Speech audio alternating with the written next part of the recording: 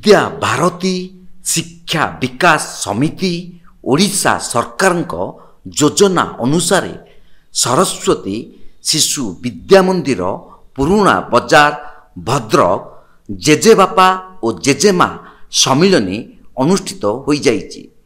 एही कार्यक्रम रे 126 जन जेजेबापा जेजेमा अजा आई उपस्थित थिले।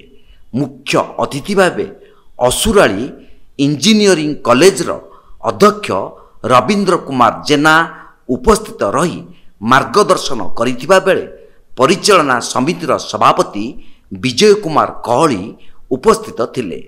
जेजेबापा जेजेमा मानंकु संस्कारित नाती नातुणी तैयारी करिबारे तांको भूमिका विषय रे आलोचना करिथिले। विद्यालयर प्रधान आचार्य राजकिशोर दास स्वागत भाषण लक्ष्य और उद्देश्य विषय रे कथा रखिथिले। कोषाध्यक्ष शकुंतला दास उपस्थित थिले। आचार्य मंदधर सबु अतिथि परिचय रखुथिला बेले आचार्य दिलीप कुमार सेठी संयोजना करिथिले।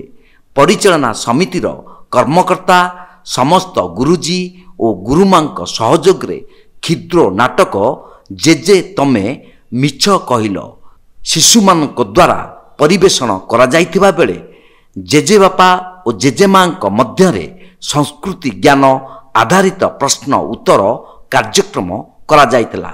बोध शिशुमानक द्वारा नृत्य परिवेषण होइतिला।